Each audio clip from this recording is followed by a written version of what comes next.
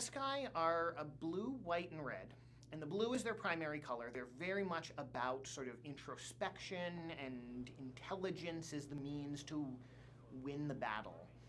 But they also have this white aspect. It's very protective. They're very community-oriented.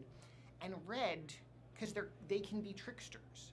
And so it's all about sort of the sneakier, more clever aspects of red. And about the red that's like, you know, the martial arts, the beating your face in. Whenever we're doing a world with strong factions like Tarkir, we want to make sure there's a strong signal for each of those factions. Hello and welcome back to the feature match area, to the booth. We've got Tim Willoughby, Marijn Leibert, Simon Gertsen.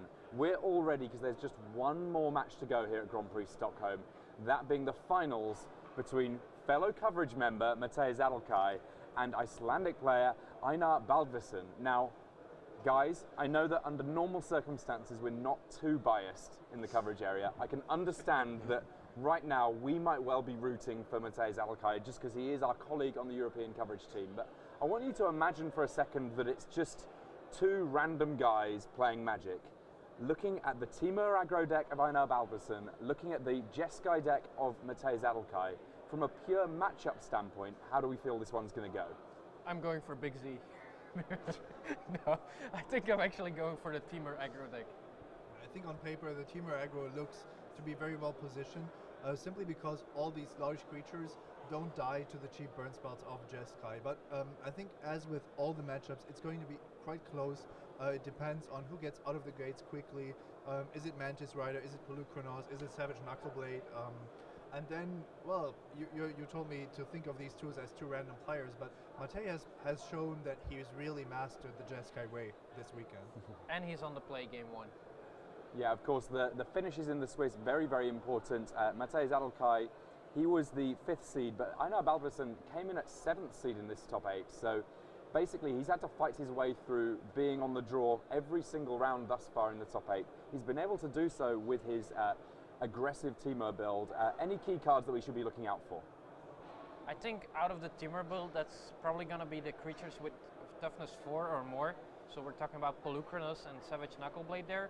And of course also the removal spells for the creatures Matej Zatlkaj will play. He really needs to get rid of Goblin Rebel Master and Mantis Rider, so Lightning Strike also a very important card in this matchup. And for Matej, I like the evasion plan. I like Mantis Rider. I like that he has 2 Ashcloud Phoenix in the main deck, and I like that even though he's creature based, he still has a very strong burn plan. And for that, it's important to note that the Timur deck, because he wants to get out of the gate quickly, has a lot of self-damaging lands. So I've seen multiple times that there was a Yavimaya Coast and a Mana Conference as the first 2 lands for Einar, and if that happens against Jeskai, then you might be in trouble. Thanks for that, Simon. We are going to head down to the feature match area now. Both players shuffling up. Big crowd around this feature match area. Both of these players very, very popular. I'm sure you heard some of the cheering at the point that Einar made his way into the finals. There's going to be plenty more of that as we head down to the feature match area for the finals of Grand Prix Stockholm.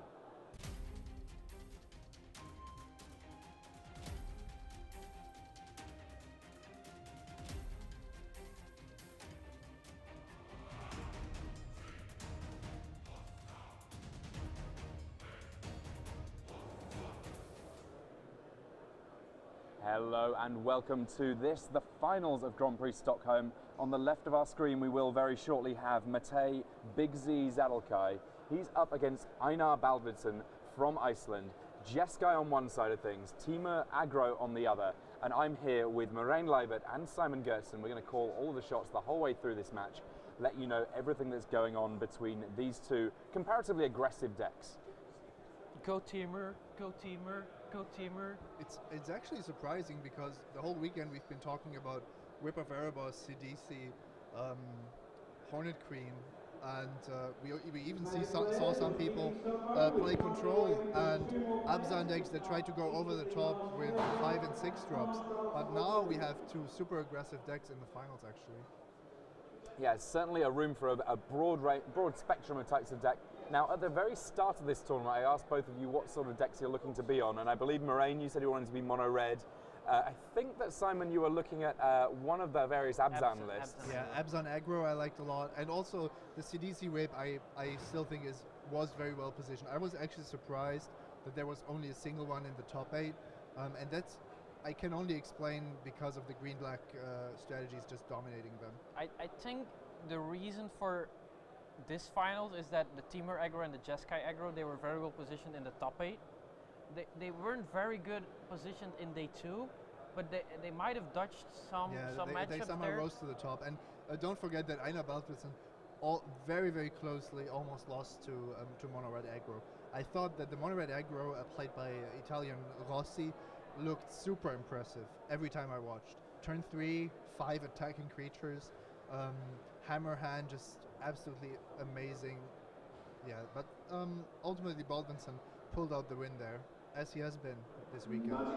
With a very well top decked Crater's Claw. That was a skillfully top decked.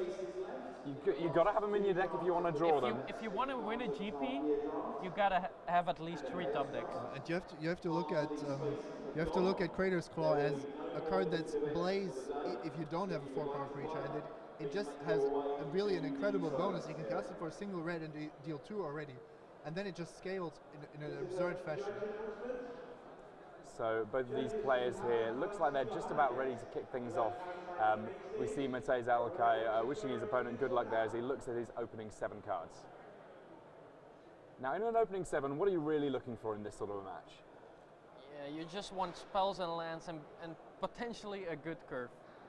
Yeah, and the mana is kind of the key. If you have to start off with a single colored land like Matej does here, there's always the danger that you are either lacking 1 color or that you are going to be taking a lot of damage from your pain lands. So Elvish Mystic on turn 1 from Einar Baldvinsson. He's had to take a pain, as we've noted already there, in order to cast it from that Yevamaya coast, and a Magma Jet immediately from Matej. How important is the Scry 2 here in just making sure his draws are good going forward? Matej is a Jeskai version that only plays a single dig through time, so flooding is a big danger for him, and the Scry from Magma Jet is exactly the card he wants to compensate that. Yeah, I think killing off that Elvish Mystic is even more important, of course, than looking at the top 2. You don't want to give your opponent too much of an advantage, especially if he's on the draw. And now, given that Einar Baldvinsson has another pain land, this is a very good sign for Matej Zatlkaj. Yeah, and Matej is going to most likely play his own pain land in Shivan Reef, but the thing is that Einar Baldvinsson is trying to win on the ground. Matej Zatlkaj is trying to win in the air. Now, classically, winning on the ground is quicker than winning in the air, but because of all the pain that Einar is taking, and Matej smartly removing the mana sources of Einar, he might actually be able to easily race that. Yeah, and I think Matej is making a very good decision there, banishing light that Mystic, because if your opponent starts with Yevamaya Coast and Shivan Reef, you know he doesn't have a lot of lands. Yeah, he could have more pain lands in theory. Maybe a mana confluence, but I mean, that means you're also banishing light is gonna give your opponent extra damage, because he won't be able to tap these creatures for mana. He has to use his other lands for that. A very good decision, I think, by I completely agree. I mean, we do see that there's the Savage Knuckleblade in Einar Baldvinsson's hand, currently stranded, and if he does want to cast it... Does he not have a land? What is he thinking about? I think he's thinking about either keeping up remove... Oh no, he does have another land. He plays another Elvish Mystic, and he keeps up maybe Lightning Strike. He isn't willing to take 3 for the Knuckleblade, it looks like. He could have played the Air of the Wilds. Hair of the Wilds. Air. Air of the Wilds. Air of the Wilds. To err is human, Marijn. And Matej Zatlkaj tapping 4 here. There's the Ash Cloud Phoenix. Nice. If you want to put pressure on someone's life total to really compound the issue that's happening with those lands, this is a pretty good way of doing it. But Einar's play, well, I was just going to say it only makes sense if he left open mana for a burn spell, but it looks like he just wanted to save some life there. But I think effectively it hurts to take 3, but he would have dealt 4 in the backswing. I think that's what Einar needs to do. If he is just content to preserve his life total, he's going to get beaten down by Matej Zatlkaj, who isn't going to show any mercy. We all know how ruthless he is. Oh yeah. Stone Cold Killer, that one. never smiles. Unless he wins the GP. I think he's going to smile when he wins the GP. I would certainly hope so. He's actually always smiling. So Einar is on the I won't take any damage plan, it seems like, and Frontier Burvak is going to help with that. And there is Heir of the Wilds. There's nothing there to provide ferocity for it for now, so it's only going to be attacking as a 2-2 if it is indeed attacking at all. In the meantime, that Ashcloud Phoenix able to swing in for Matej Zatlkaj. Yeah, now Matej actually faced with an interesting decision. Do you kill off any of the creatures from Einar Baldvinsson, or do you play Goblin Rebel Master? It seems like he's going for Goblin Rebel Master. That 1-1 is probably gonna get blocked, or he doesn't even let his opponent get a 1-1. He just fires off the lightning strike right away. Yeah, I'm actually not sure if you needed to play this pre-combat, because the Heir of the Wilds could have easily blocked the token. So maybe Matej actually wanted to draw the removal to the Rebel Master rather than the Phoenix. I think he's holding 2 more burn spells, so he's looking at probably closing out this game very, very shortly. Yeah, especially with that Phoenix bashing in for 4 every turn. I would have lightning struck the Ashcloud Phoenix in this position. And it's possible that Matej allowed Einar to have another target just to prevent that. Einar Baldvinsson finally able to untap with a few sources of mana that are not just going to hurt him for every single spell that he's casting. Able to hit the mid-game, potentially cast a few threats here, but on 11 life, the burn plan's very much alive for Matej, right? I don't agree with this line of play. I think it was smart to play this way when you were facing mono-red aggro, because every single point counts, and you're getting beaten down by 1/1s. But here, if you aren't racing the Jeskai deck, it's just going to bury you in burn spells, in evasion creatures. There's so many scary draw steps, and you just can't hope that your opponent draws land for 5 turns. That's just not realistic. And with Ashcloud Phoenix, it's also not even winning. Yeah, Ashcloud Phoenix proving to be very good so far. Every time I've seen it on the board, it was just so powerful. There's little ways in this format to generate an easy advantage with a single creature. Like CDC comes to mind. Ashcloud Phoenix is definitely up there. So Pelucranos coming down. Pelucranos is able to be able to get in a fight with that Ashcloud Phoenix, but it looks like a Stoke the Flames might be in the future for Einar Baldvinsson. is dead here. This game is over. Yeah, 4 + 3 is 7 indeed. Einar Baldvinsson goes down to 0 and loses game 1. And if he had the Stubborn Denial, I think he has the Stubborn Denial only in the sideboard. Yeah.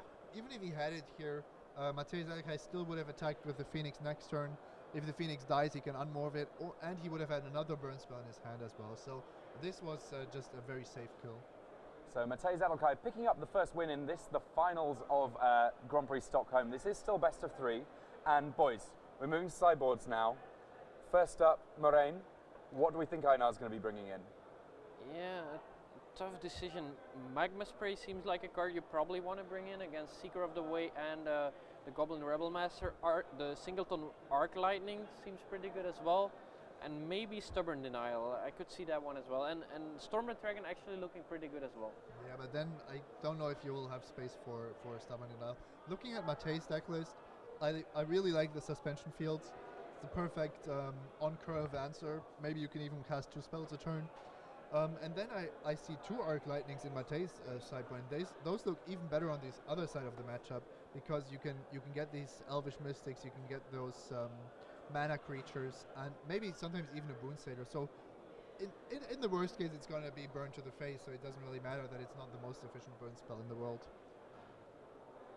Yeah, and interesting enough, Einar Baldvinsson also playing 3 Ashcloud Phoenix. So if there's one card that springs to mind in my top 5 for this weekend, it's Whip of Erebos. we should suggest the Ashcloud Phoenix to the text coverage team then. Yeah, Toby Henke and Frank Carsten doing great work. You can see Toby Henke there typing away in the finals. Great work from him all weekend, and basically every European GP he's around, making sure that all of that text is suitably put together, ready for you to read. So you'll be able to catch a recap on the finals from him later on as that goes up on the magicthegathering.com website. So Matej here, all business as he shuffles up. Looks like he's already finished his sideboarding, while Einar still figuring out a couple of details. Yeah, and Einar has shown that he really utilizes his sideboard. He has boarded in quite a lot of cards last game, and I would expect the same here. Like I said, I'm not entirely convinced on Stubborn Denial, but you have to be aware that the Teamer deck is built around the fact that you have a 4-power creature in play for your spells. So if that's in danger, then you need to have something. And if that's a Stubborn Denial on Suspension Field, then that's the way to go. Yeah, I mean, certainly when it does have Ferocity working for it, it's very, very good indeed. It is a high variant spell, that's for sure. But the upside is you get the upside in the positions you want to be in. So it's not that you can say, well, it's either going to be great or it's going to be horrible, but it's going to be great in the positions you want it to be great in, because you need to press your advantage with this kind of deck. Yeah, this is not the sort of counter spell that's saying I need to stop your biggest threat because I can never win if you play such and such. Occasionally you'll use that, but a lot of the time it's about protecting your win conditions. It's in a perfect world, Einar would want to run God's Willing, because that protects his creatures as well, but he doesn't want to cast white spells in his Teamer deck. So, and then clearly Stubborn Denial also has some advantages countering mass removal spells, maybe Planeswalkers and so on. Not necessarily going to be too many mass removal spells from Matej Zatlkaj. The best that he's got in terms of managing that sort of thing is Arc Lightning, but nonetheless, certainly a powerful card that he may well sideboard in the second game of our final. Just so we know, this is best of 3, so if Matej Zatlkaj wins this next game, he will be our champion here in Stockholm. Originally we had over 1,000 players, but now just 2 left vying for the trophy. Yeah, maybe we can see in the chat who's your favorite at this moment. Is it Einar Baldvinsson, or are you going for Big Z Matej Zatlkaj? We will be monitoring that chat very, very carefully. We're very happy to have as much activity in the chat as we have done all weekend. Thank you very much for those of you getting involved on Twitch, but also for all of you that are watching maybe in other means, maybe on a big screen somewhere, so you're not necessarily as involved in the chat, but still watching along the whole way. We know that there's been plenty of you following all weekend long. And smiles from both of these players as they shuffle up. I mean, it seems a relatively relaxed tone considering the fact that they are playing for the title of Grand Prix champion here. I think this happens quite often in the finals. I don't know exactly why, but there is like this, the tension somehow drops after the semifinals, because then you know it's one more opponent and you're just going to give it your best. You've already accomplished quite a lot. You know you're going to get a trophy. I think that's also it sounds stupid, but it's there's a lot of psychological stuff involved, and both of these players have had a tremendous tournament. They know that as well. So now they're just giving their best, and there is actually nothing to be gained from being grumpy or too nervous, actually. Yeah, just shaking off any sort of last worries they have as they head towards the potentially the final game. At most, there's going to be 2 more games of Magic at this point here at Grand Prix Stockholm. Yeah, I'm still gonna go for Teamer aggro. I think Teamer is such a cool clan.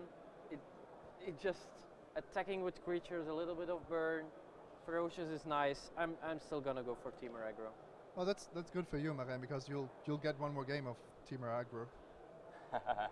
I take it then, Simon, that you're now looking at the Jeskai way, given that he's already a game up. Yeah, I've been impressed by Matej's play. He tweeted yesterday night that he's X1 but played, I think he said something like awful or badly, and you have to realize that this means he's making mistakes, but we're all making mistakes. Matej is realizing that he makes mistakes, and he can improve on these mistakes and realize what he needs to be done differently. I think that's actually a sign that he is playing on a very high level right now. Absolutely, and it looks like he's got a pretty solid opening hand here. A couple of Mystic Monasteries, so his mana is going to be fairly solid.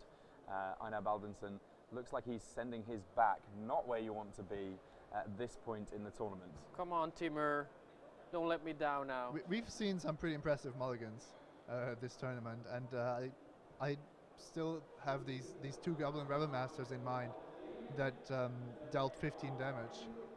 Incredible.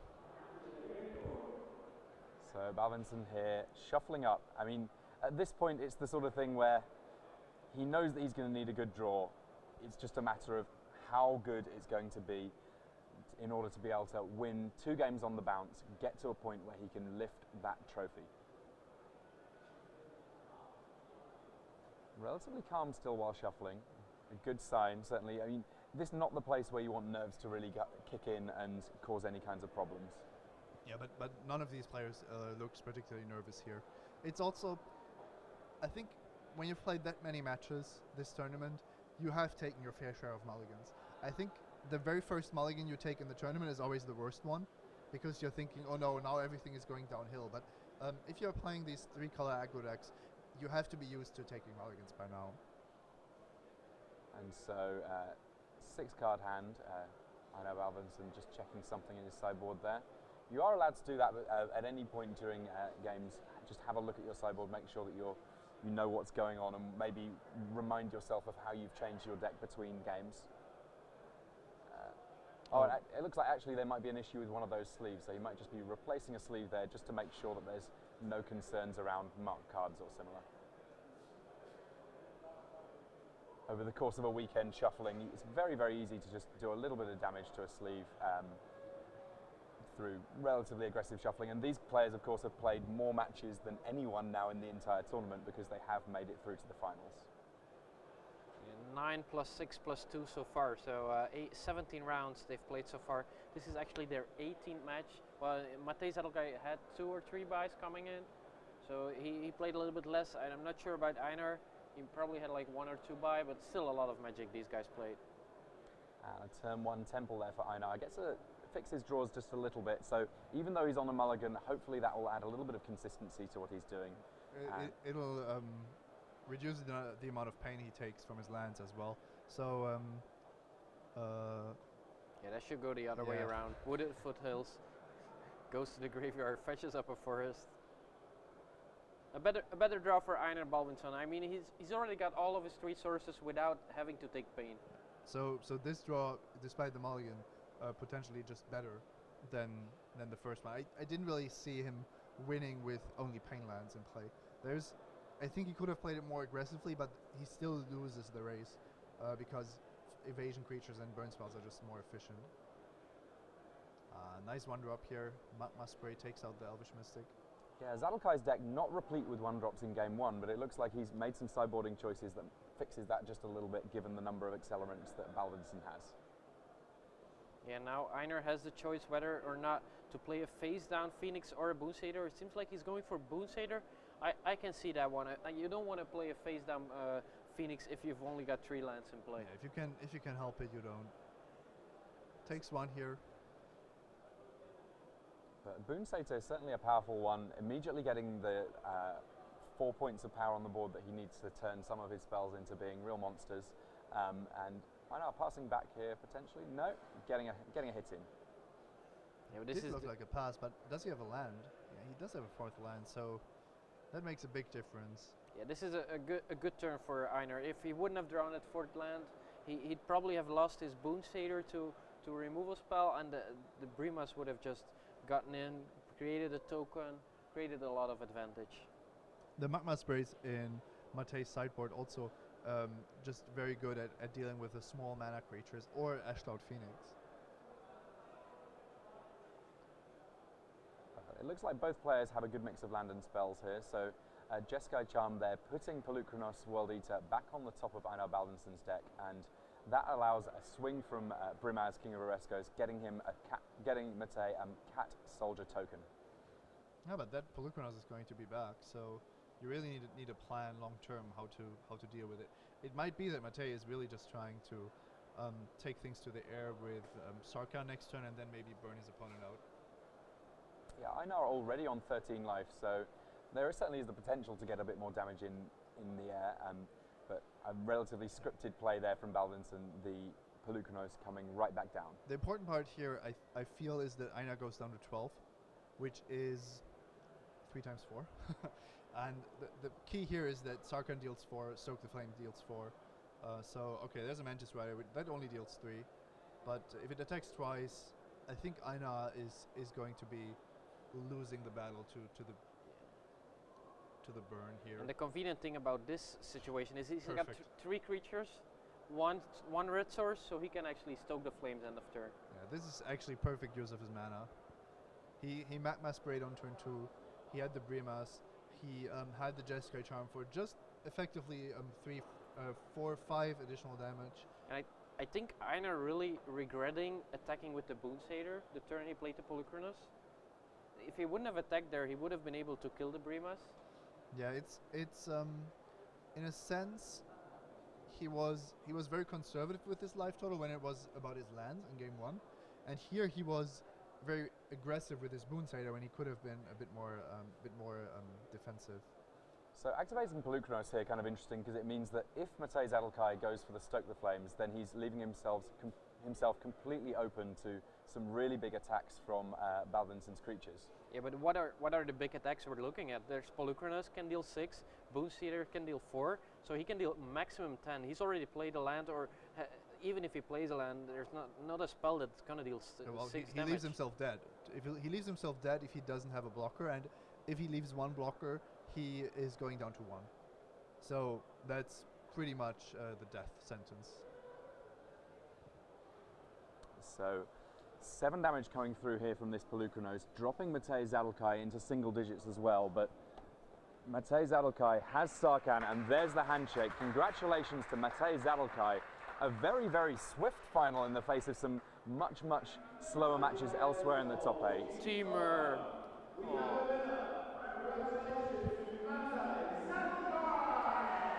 Big Z. And there's the rounds of applause from the crowd. Lots of Matej Zatlkaj fans. It must be said, though, that lots of fans as well for the finalist, Einar Baldvinsson from Iceland. We'll see him at the Pro Tour, but we're going to get a chance to see Matej Zatlkaj over here in the booth very shortly, because he's going to come across for a winner's interview, hopefully with that trophy of his. Yeah, he'll be very happy with that trophy, just as anyone who, if you win a tournament, it's the best feeling, right? That's what we play Magic for, right? Yeah. And welcome back to the booth. I'm Tim Willoughby, here with Marijn Leibert and Simon Gertsen. A very brief final there, really, compared to some of the matches we saw elsewhere in the top 8. But one thing I've noted, this is the first time that Jeskai Wins has won a big Premier level event. Even though at the Pro Tour we called it Jeskai Wins because it's kind of a little bit like Red Deck Wins. This the breakout event for it to actually finally convert into someone hoisting a trophy. Yeah, and I think big part of that was that Matej just knew his deck. You could see he's been playing this deck for five weeks. This was weeks of experience with Jeskai, knowing the matchups, not being surprised as others by CDC whip strategies, by Hornet Queen strategies, not even by the teamer deck. So yeah, that was it. Big Z did it. And a very good build as well. I mean, Brimas was really good in this matchup, and it was in a lot of matchup we saw. It's just a very good build by Big Z Zatlkaj. All right, let me part way here. I think that we have ourselves a Grand Prix champion to speak to. He's got a trophy, he's now got a microphone. Congratulations, Matej. Lifting the trophy with Jeskai Wins, showing that it's not just named to be a clever play on words. Yeah, I don't like that name that much, but yeah, it certainly won this tournament, so I'm happy, obviously. Now, after Grand Prix LA, where Jeskai didn't really do a whole lot, were you a little bit discouraged about the deck? Was there ever any doubt in your mind that this is what you were going to be playing this weekend? Actually, yeah, I wouldn't say I'm disappointed. Obviously, I've won a Grand Prix, which is the best possible result, but I spent my whole week tuning a Jeskai control deck list. Oh, interesting. And until Friday, I wasn't sure what to play, but in the end, I told myself, thanks to Andrei Strasky, shout out to him. He's been very helpful in talking about the deck and things like that. So yeah, so he convinced me to play it, and I played a couple 8-mans. The Magic Online worked for me. So after Friday, there was no doubt. I thought the deck was very good, but yeah, I was just worried about the metagame, but it worked out in my favor. Yeah, I mean, Strasky, of course, did make top 8 at Pro Tour Karnataka here, so he certainly has pedigree with Jeskai. He went fairly deep in this round tournament as well. It was certainly just a couple of wins off top 8 as well. And there are a couple of interesting little variants in your list that I just want to talk about a little bit for the people that are looking to learn about Jeskai. So the first one is just the 1 copy of Dig Through Time. I know a lot of people were leaning on that card very, very hard as a blue premier card for this format. What made you decide to go down to a few less on that one? Yeah, we actually started with 0, and Dig Through Time was the last card that we added to the deck, and it was okay. We expected the metagame to be grindy, but we found it was very clunky. You never wanted to draw two. And personally, as I said throughout the weekend, I expected quite a lot of mono red, in which it's the worst card because it's just so expensive. It's okay after Sideboard when you have so much removal, but yeah, it worked well. I only played it once the whole tournament, so I can't really say how good it was. So. I mean, I think the finals, to be honest, as we were watching them, it seemed everything kind of worked out pretty well for you. In game one, your opponent, he did have an awful lot of pain lands. In game two, you seemed to have almost exactly the right card for every single turn. Yeah. I want to talk to you about the semi-finals, okay. where you had that amazing game with the Rabble Masters. Yes. Talk us through that one. Yeah, it was just mulligan to 5, and I thought this is going to be hard against the Abzan deck, which I knew was full of removal, but as is usual with the Abzan deck, that's something to prey upon with the Jeskai deck, is that the deck does play a lot of tapped lands, and the threads are very slow. So basically, just playing Rebel Master, he didn't kill it because he was maybe a little bit too greedy, and I played another one, and I knew he was playing 3 Battle Blights. I kept up God's Willing, and he refused to kill the one. So then he drew and went to Battle Blight, and I had the God's Willing, and the Scryed Suspension Field to the top, killed his only guy, and swung for 15 on turn 5, which is the first time I killed on turn 5 with this deck. So. Well, if you had to pick a time to do it, that's a pretty good time to do it. Yeah, it definitely. I want to point out that my semifinal and my final opponent were my only losses in the Swiss rounds, and I went through the tournament until round 11 with all my wins being 2-0 wins. Wow. All my losses being 1-2 losses. After always winning game 1. So I think Jeskai's biggest power is that it's maybe the best game 1 deck. Very, very proactive, able to deploy a lot of burn, right? Exactly, and people are not prepared for it, and they don't have that much removal, are pretty slow trying to go for the grindy games against other Abzan decks or whatnot. So looking forward, obviously you're already on the Pro Tour, but also World Magic Cup's coming up. Yeah. You are on the team for your team for the World Magic Cup. Who else is on your team there? There's Ivan Floch, obviously, and then we also have Jan Tomchani, who I think is a very good player. He already has a Pro Tour top 8. It was 13 years ago, but still, he's a very good player, and we have our last plays Magic Online 10 hours a day, so I have no doubt that he will be very good, very ready for the tournament. And Jeskai wins, potentially winning a bit more for you there. And I mean, there's obviously a little bit of time there to see how the metagame develops, but right now it seems to have been the deck of the moment. Congratulations, Matej Zatlkaj, winner of Grand Prix Stockholm. Finally, I finally get to actually own one, because when I do these interviews in the booth, I always get to touch them and see them, but now I get to take one home, which is great. And we're basically wrapping up now. That was, of course, the last match of Grand Prix Stockholm. Thank you to everyone for watching, and thank you to Moraine Leibert on coverage. You're not doing coverage. Give me back that microphone. Thank you to Moraine Leibert. Thank you to Simon Gertsen. We've obviously had Rich Hagen making it onto camera a little bit. Stephen Leeming manning the cameras, making sure that everything that you see and hear works as well as possible. But also thanks to our text coverage team. Great work from both Tobias Henke and Hall of Famer Frank Carsten there. If you want to find out more, get some deck lists, then do go to magicthegathering.com, where there will be all of that information for you to work with.